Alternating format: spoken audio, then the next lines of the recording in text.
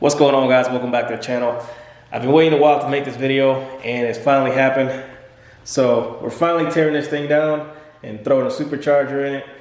I'm still missing some parts. They're on their way, I'm being told, so fingers crossed there. But before we cross that bridge and start tearing this thing down, let's go to the hatch real quick. And I got a couple of parts here that I've been waiting to actually do. Like the valve cover that I showed you guys in a couple of videos ago, that I broke that fitting, or this part right here, the valve cover, I believe it goes to the crankcase ventilation.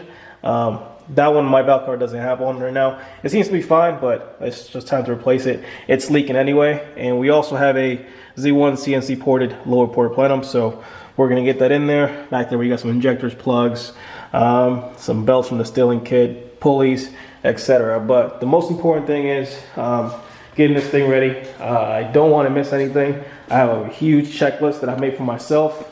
Although I've helped someone install this kit before, I've never fully installed one myself. So it's going to be a learning curve, learning experience, and probably some broken stuff. But hey, we'll get it done.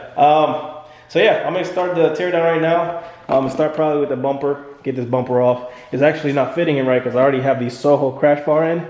And it kind of stops with the tow hook cover there, so it's making the bumper pop out here on the corner. So damn, Morimotos always look good. They're always a flex. But time to take these off.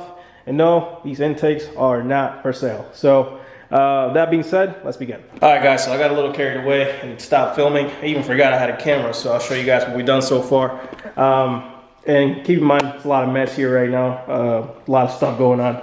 So got a lot of bits and pieces going on here. Most importantly, so far, bumpers off, crash bars off, strut bars off, headlights off, fender liner, all that's gone, so I need to work with there. There's a section where I need to cut right there for the supercharger to fit.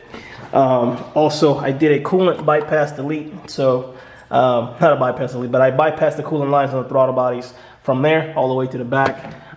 So no more of that. So obviously I will have to bleed the cooling system regardless. Might as well get that done. I'm going to go ahead and do my bleeder port here before I call it a day. So I'm going to delete the factory bleeder port. I don't want to fail. So we're putting a Z1 bleeder port in. They are amazing. So besides that, the idea behind the Flywheel kit is I have a fitting to turn over there, turn it this way. This fuel line is supposed to run along the fuel rail, and my flex kit is just going to rest right there on the side. It's not a CJM fuel return kit for anyone who's watching. It's an old A&M flex fuel kit, modified, you know, brought up to spec to be able to handle the fuel flow we're going to throw at it. Originally, this kit is only good for like 500 horsepower, comes with like dash 4 lines. We've converted everything to dash 6 lines. And added a specialty Z flex fuel kit to it, and of course the fuel pressure regulator. It's got a filter underneath the car as well. So 525 pump in the trunk, not in the trunk, the pump. So yeah, getting there. Got a bit to do. Throttle bodies are off now. I'm still waiting on the manifold. So as soon as we finish with all the coolant stuff up here and do the valve cover, I'll jump straight into the fuel system, which I'll probably do tomorrow. But for right now, I'm gonna shoot for do the valve covers tomorrow night and then the fuel system on Saturday, Sunday I mean. So yeah, it's late night. I just got home a little bit ago and it's like 11 o'clock at night right now. So yeah, guys, getting there little bit by little bit. All right, guys, day 2. It's a little dark in here. I had the garage door closed. It's really cold outside. So we made some progress. I want you guys to see my valve covers. They're finally taking off over there. You can see how clean this motor is. It goes to show when you do freaking oil changes what the result is, and this is one of those. Plus, this is a healthy motor, only 44,000 miles on it. This thing is about to eat. That's all I got to say. Another issue that I found, I tried test fitting the intercooler over there on here, but as you can see, I have my old cooler lines are sticking out and it's hitting the hard line right there. So I'm gonna have to drain my oil and pretty much reroute the lines behind the center of the core support here, this bar anyways, to be able to fit the intercooler on properly. And I still got to relocate the power steering cooler, but nonetheless, it shouldn't be too bad to do. Let's get cracking at it. I'll show you guys some more progress here pretty soon. I got the new valve cover ready to go. This is the old one, and it did show a little bit of a crack, so that's where it was leaking from. But besides that, we're pretty much there. Once I get the valve cover back on, we can resume the supercharger installation. I got I got all the parts in the garage. So back here, if there's any light, big old spoolie boy right here. There she is. Old faithful. Oh, let me grab the valve covers. Alright. Alrighty guys. I'm working with very poor lighting here, but I'll still get cracking on it. I'm starting to warm up now. Valve cover is done. I have done that completely. I have to next disconnect the fuel system because I have to route everything a little bit different. Kind of got some zip ties to get this thing out the way right now. Coolant tank has to come off, belt has to come off.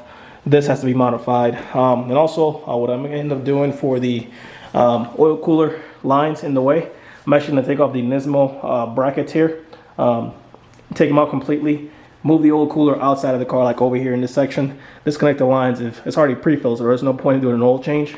And once I do that, I'm gonna take the lines off and then reroute them the other way. If there's a little bit of a mess, it'll happen here, not on the car. So it's probably gonna take me a little bit, so let's go ahead and get it cracking. All right, y'all, so I just left the tire shop, got them bad boys mounted. 275/40s, Indy Firehawks, just for the fronts. Those were actually my old rears that I had rotated over because I had a square setup. So I got plenty of life left on the rears. I'm probably gonna run them for a little bit while I make my decision. As far as tire choice, I'm leaning towards NT555R2s or some AAAs. People told me don't go AAAs, do like a Mickey Thompson ET Street. But then again, I do drive a lot, so I want a tire that will give me somewhat hooking capabilities. I know it's Supercharger, so I probably don't need a crazy tire for daily driving. So I'm gonna see what's out there and make a decision based off that. But I'm definitely looking at a grippy tire that I can, get around just fine. And when I want to get on it, it'll be there. But if not, I'm also looking at an alternate set of wheels, like for the rears, Welds S71s. But no one wants to give up their specs on some good setups out there, which is whatever. I'm not about to beg people for specs. I'll figure it out.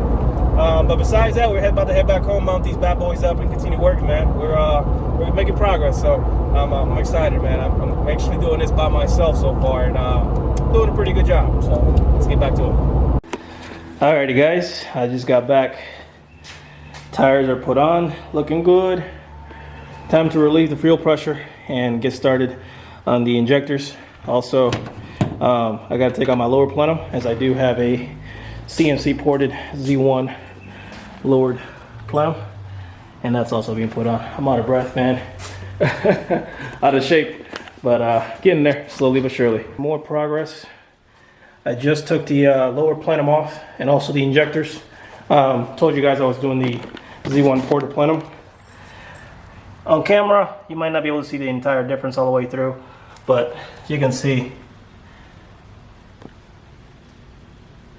how that one, I don't know if the camera's picking it up. This one's a little more closed off. This one's more opened up. So the CNC machine is doing work. Injectors. I also got the fuel system started. I changed the way this routes. So as you guys can see, my flex fuel sensor is going to sit right here on the side of my valve cover. Not traditional like most people, but it is what it is. I do have a one-off fuel system. Not to brag or anything, it's just that's the way it worked out. Here are the injectors. We'll be replacing those with 1300s and some adapter plugs. And here's the blower. I think I might need some help getting this tightened down correctly. And I got one of the spare pulleys that goes on the bracket here. Besides that, guys, we think we're making some good progress. And yeah, it's been a very long day. I think this is right where I'm gonna end this video. I told myself I wasn't gonna do this, but I don't wanna make a really long video. So I'll give you guys probably this video in 2 parts. That's the goal anyway. So the second half of this is gonna be maybe 3 parts, I don't know. There's a lot still left to do. We still gotta mount the intercooler and everything. I already did the relocation of the power steering lines and everything, or the power steering cooler.